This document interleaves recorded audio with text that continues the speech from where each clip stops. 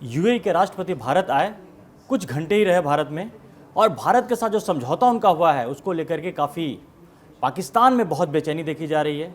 उसके पीछे की वजह ही है, बातें तो ऐसी आ रही हैं कि जो दोनों देशों के बीच में व्यापार के कई समझौते हुए हैं, लेकिन इस बीच में एक जो वर्ड आया समझौते में, वो जो न्यूक्लियर एग्रीमेंट, या कह लीजिए कि जो आपस में दोनों देश एक दूसरे के साथ न्यूक्लियर के क्षेत्र में वो एक दूसरे की सहायता करेंगे, मदद करेंगे। एक दूसरे को क्या सहायता मदद करेंगे, आपको भी पता है कि भारत एक न्यूक्लियर स्टेट है और यूएई के पास न्यूक्लियर का किसी तरह कोई साधन है नहीं।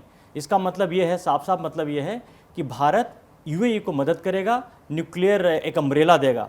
इसके कई सारे मायने निकाले जा रहे हैं, लेकिन इसमें मुश्किल ये है कि इसको लेकर के किसी भी तरह की कोई खुल के बातें बाहर नहीं आई हैं। लेकिन एक बात तो बड़ा साफ हो गया है कि जिस तरह से भारत और यूएई के बीच में जो डील हुई है वो उसके काफ़ी मायने हैं, और इसका जो असर है वो काफ़ी दूर तक जाएगा। सिर्फ पाकिस्तान ही बेचैन नहीं हो रहा होगा, इसका असर अमेरिका तक भी जाएगा।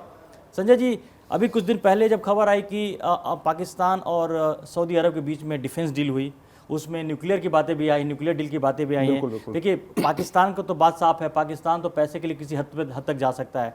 तो उसके पीछे की वजह यह बताई गई कि चूंकि सऊदी अरब के पास सेना उतनी मजबूत है नहीं, तो उसको सेना की मदद चाहिए। पाकिस्तान से एक न्यूक्लियर स्टेट है तो वहाँ भी शक्ति चाहिए।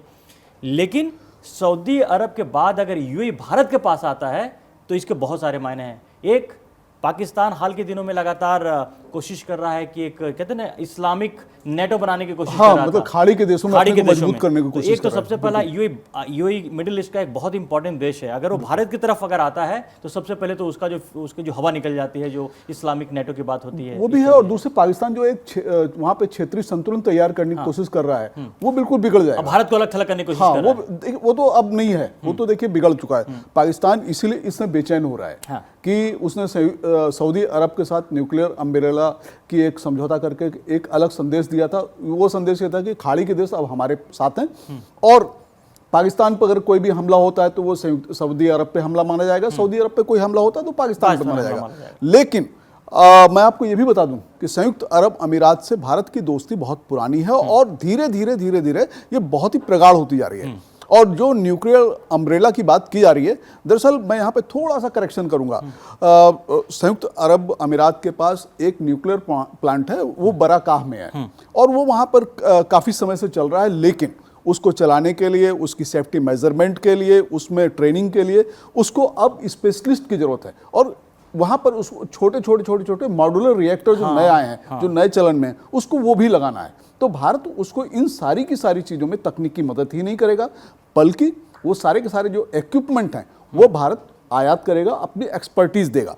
तो पाकिस्तान की बेचैनी यही है कि सऊदी अरब के बगल में बिल्कुल बैठा हुआ जो देश है वो भारत की तरफ चला गया है। तो पाकिस्तान के सारे जो दावे हैं वो फिलहाल अभी फुस हो रहे हैं।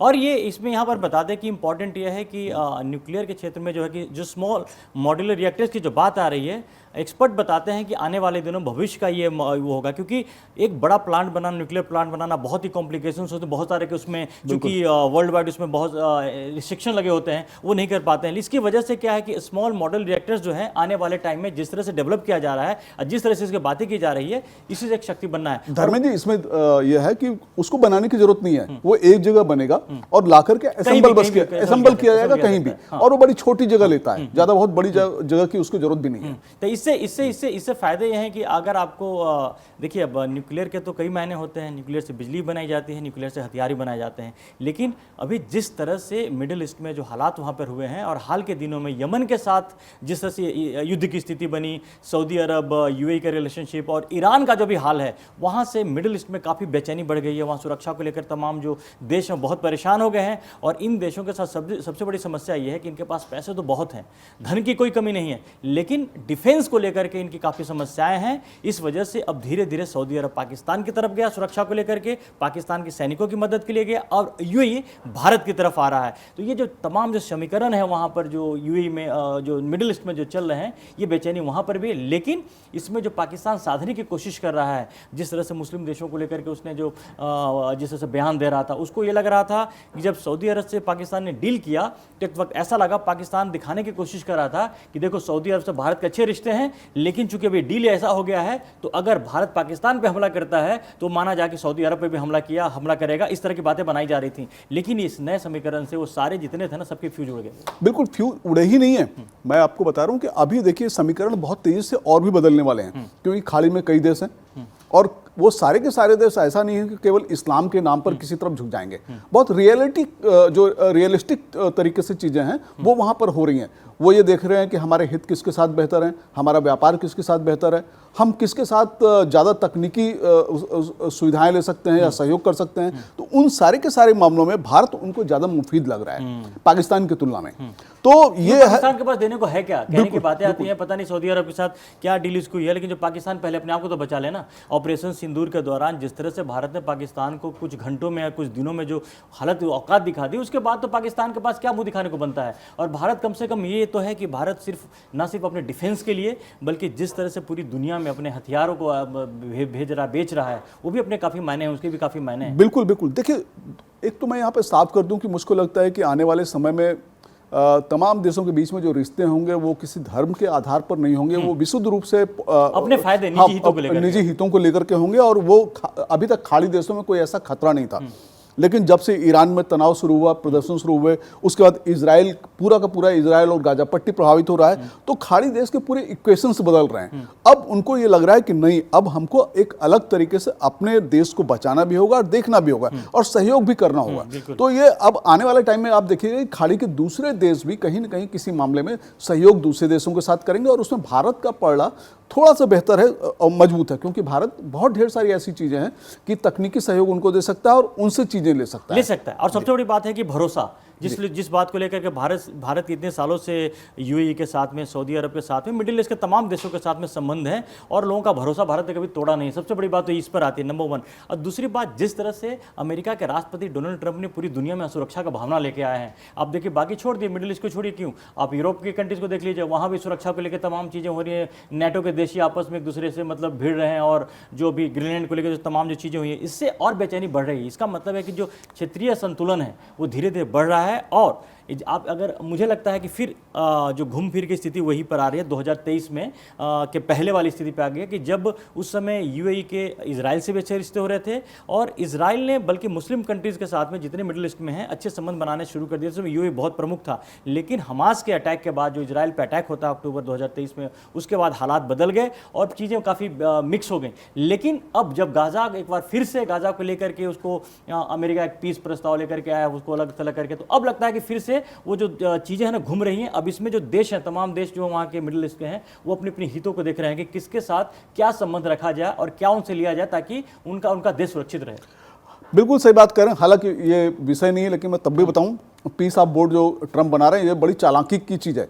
इसमें उन्होंने ऐसा प्रावधान किया है कि वो राष्ट्रपति रहें या न रहें, वो ताज जिंदगी जब तक जिंदा रहेंगे उसके चेयरमैन बने रहेंगे। तो खैर ये तो उनका पूरा एक अलग खेल है, संयुक्त राष्ट्र को अलग करना है। हाँ, अब देखिए, संयुक्त अरब अमीरात के साथ हमारी कम से कम 15 समझौते कल हुए हैं और 3 घंटे के लिए वहां के राष्ट्रपति आए और 15 समझौते हुए। और एक सबसे प्रमुख समझौता जो है वो ये है कि भारत में वो डिजिटल एम्बेसी बनाने जा रहे हैं। डिजिटल एम्बेसी का मतलब ये होता है कि पूरे के पूरे देश का जो डाटा है, ई प्रशासन है, वो वहां पे तो चलेगा, उसकी कॉपी या उसके सर्वर दूसरे देश में रख दिए जाएंगे। जैसे भारत के लोग अगर वहां पर हैं, उनके सारे रिकॉर्ड यहां पर बिल्कुल। तो एक जगह अगर वो नष्ट भी हो जाते हैं तो दूसरे देश से सारी की सारी व्यवस्थाएं चलती रहें। और ये सारा कदम उसी देश में उठाया जाता है या उन्हीं दोनों देशों के बीच में, जिनके बीच में भरोसा होता है। तो संयुक्त अरब अमीरात और भारत ये काम कर रहे हैं और इसका मतलब आप समझ सकते हैं कि दोनों के बीच में भरोसा कितना ज्यादा है। और किसी भी समझौते के पीछे सबसे बड़ा फैक्टर यही होता है ट्रस्ट।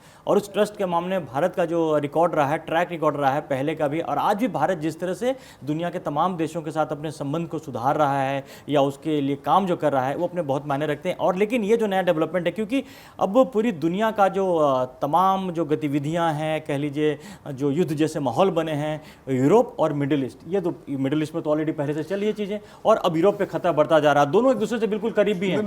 जो मिडिल ईस्ट की आग है यूरोप तक फैल गई है। बिल्कुल चीज़ें बहुत बदलने वाली हैं और अब कहीं ना कहीं मुझको लग रहा है कि भारत कुछ दशकों पहले जो गुट निरपेक्ष आंदोलन भारत ने खड़ा किया था, शायद उस तरह की चीजें दुनिया में फिर से होने वाली हैं। यूरोप अलग हो रहा है, छोटे जो देश हैं वो जो देश न अमेरिका के साथ हैं, न यूरोप के साथ है, न रशिया के साथ है, वो एक अलग गुट निरपेक्ष बना सकते हैं।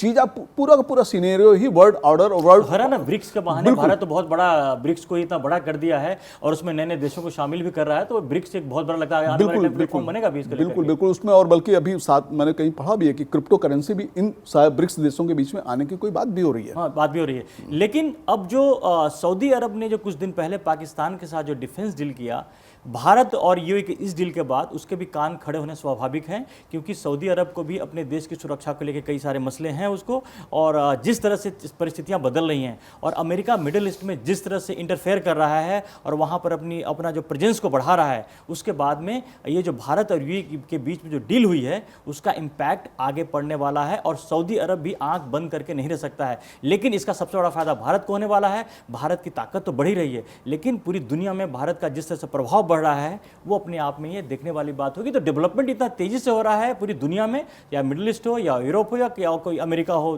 तो तमाम जो चीज़ें चल रही हैं, तो इस पर तमाम नज़रें आप बनाए रखिए। और अभी तक आपने कड़क को सब्सक्राइब नहीं किया है तो जल्दी जाकर सब्सक्राइब करें। फिलहाल के लिए धन्यवाद।